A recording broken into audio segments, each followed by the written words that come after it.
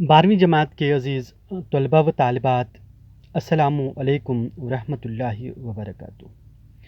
आज मैंने आपके लिए जिस मौजू का इंतखाब किया है वो हमारी दरसी किताब में शामिल मीर तकी मीर की गज़लियात है। प्यारे बच्चों, आज हम मीर तकी मीर की पहली गज़ल जो हमारे निसाब में शामिल है का मुताला करेंगे, अशार की तशरीह करेंगे। तो पहले हम इस गज़ल को पढ़ेंगे और ठीक उसके बाद अशार की तशरीह शुरू करेंगे। जिस सर को गुरूर आज है या ताजवरी का, जिस सर को गुरूर आज है या ताजवरी का, कल उस पे यही शोर है फिर नौहागरी का। आफाक की मंजिल से गया कौन सलामत, आफाक की मंजिल से गया कौन सलामत, असबाब लुटा राह में यहाँ हर सफरी का, असबाब लुटा राह में यहाँ हर सफरी का।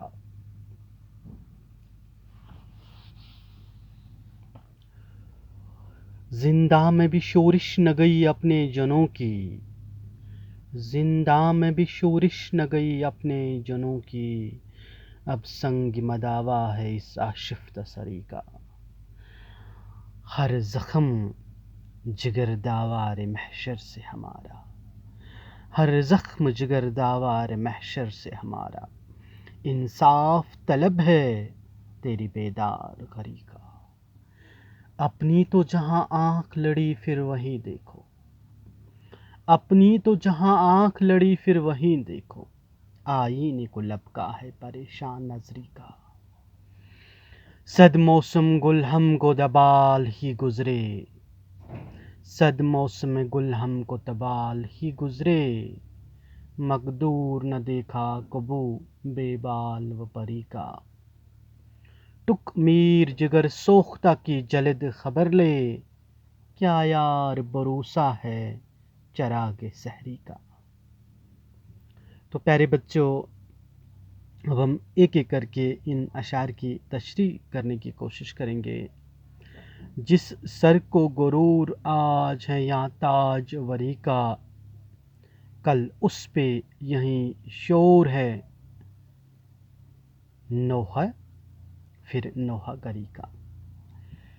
प्यारे बच्चों, जहाँ तक मीर तकी मीर के इस शेर का ताल्लुक़ है, मीर ने इस शेर में इंसान को उसकी असलियत से वाकिफ़ कराने की कोशिश की है।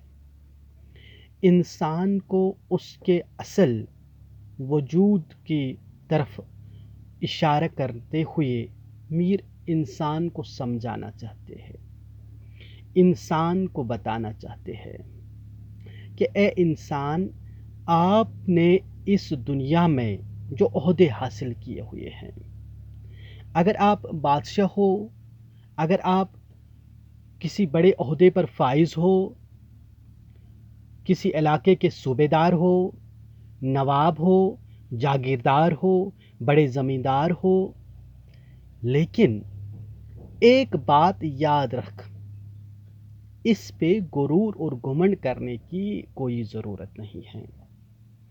इस ओहदे पर गुरूर और घमंड करने की कोई ज़रूरत नहीं है। आपको अपने इस हसीयत पर, अपनी इस आन बान और इस शान और शौकत पर घमंड करने की कोई ज़रूरत नहीं है, क्योंकि आपके पास ये जो ओहदा है, ये जो जह व जलाल है, ये जो माल व दौलत है, ये जो रुतबा है, ये जो शान है, ये आर्जी है, आर्जी है, बिल्कुल आर्जी है। बल्कि एक दिन ऐसा आएगा, ये तमाम तर चीज़ें आपसे छिन जाएगी। जब मौत का फरिश्ता आपको अपनी आगोश में लेगा, तो ना आपकी बादशाहत रहेगी, ना आपका माल और दौलत, ना आपकी औलाद, ना आपका रिश्ता, ना आपका जहो जलाल, और आपके पास उस वक्त कुछ नहीं होगा सिवाय कि आपके अपने आपके लाश पर नवाहगरी करेंगे, रोएंगे, मातम मनाएंगे। उसके पास उस वक्त ना آپ کی یہ جو تخت ہیں، یہ جو تاج ہیں، یہ جو سلطنت ہے، ان میں سے کوئی بھی چیز آپ کے کام اس وقت نہیں آنے والا ہے۔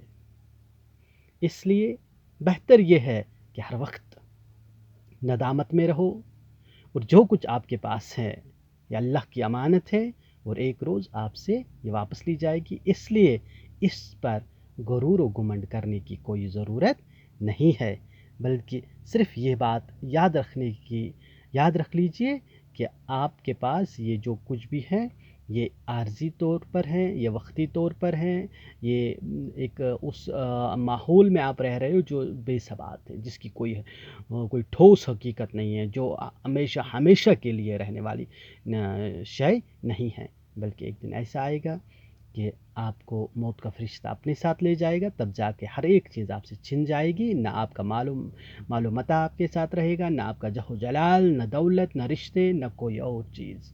اس لیے تکبر اور غرور کرنے کی کوئی ضرورت نہیں ہے۔ اس وقت صرف آپ کی لاش پہ آپ کے رشتہ دار ماتم کریں گے، اور اس کے سوا آپ کے ساتھ کچھ اور نہیں ہوگا۔ تو میرے پیارے بچوں، اس طرح سے ہم نے اس شعر سے یہ بات ٹھیک طریقے سے سمجھ لی ہے کہ انسان کو اس دنیا میں اپنی دولت پر، اپنے جہ و جلال پر، اپنے عہدے پر، اپنے رتبے پر گھمنڈ نہیں کرنا چاہیے، بلکہ یہ سمجھنا چاہیے کہ یہ عارضی طور پر ہے، یہ وقتی طور پر ہے، اور یہ میرے پاس جو کچھ بھی ہے یہ اللہ تعالیٰ کی امانت ہے، اور ایک روز یہ سب کچھ مجھ سے چھن جائے گا، اور مجھے خالی ہاتھ اپنے اعمال کے ساتھ اللہ تعالیٰ کے حضور میں جانا ہے۔